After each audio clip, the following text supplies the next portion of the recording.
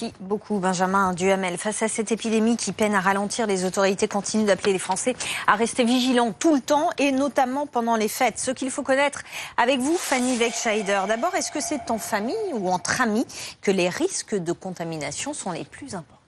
Eh bien oui, Céline, forcément la contamination, on la risque dans ces réunions si l'on ne respecte pas assez les gestes barrières, qu'on ne porte pas le masque, que l'on est trop nombreux, que l'on n'aère pas assez. Exemple, à l'échelle mondiale, c'est la plus haute instance sanitaire qui le dit, l'OMS, qui décrit ce risque de transmission facilitée dans au moins l'une de ces trois catégories, trois critères. Le premier, si on se trouve dans un espace bondé. Le deuxième, si on se trouve dans un lieu où les contacts sont étroits et pendant de longues périodes, par exemple si on a une conversation rapprochés, ou encore si on se trouve dans des endroits confinés, qui sont clos, et surtout s'ils sont mal ventilés, si l'on est concrètement en intérieur, la transmission est d'autant plus forte que ces trois critères sont réunis. Mais ces réunions, vous allez voir, ne sont pas les situations les plus risquées. Si on en croit cette modélisation américaine des chercheurs de l'université de Stanford, parue dans la revue scientifique Nature, sur près de 100 millions d'Américains, elle a été menée. Plusieurs conclusions.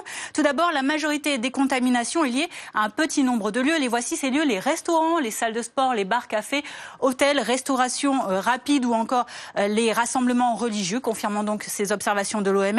Deuxième enseignement, les deux principaux facteurs de risque sont le temps passé en contact et la densité de personnes. Plus ils sont élevés, plus le risque de contamination est grand. Un bémol toutefois, cette modélisation, elle ne prend pas en compte les entreprises, on va le voir, d'autres le prennent en compte. Oui, les entreprises prises en compte dans une étude française cette fois. Oui, exactement. Cette fois-ci, elles arrivent en troisième position de ce classement de Santé publique France.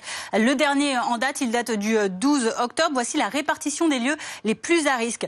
Tout d'abord, le milieu scolaire et universitaire avec ce nombre de 376 clusters, ces foyers de contamination suivis par les établissements d'hébergement de personnes âgées et dépendantes, les EHPAD, un peu plus de 300. Puis viennent donc, on le voit, les entreprises privées ou publiques avec plus de près de 250 clusters, suivis des établissements de santé, 130, puis des événements publics ou privés qui rassemblent des personnes de manière temporaire, quasiment 90.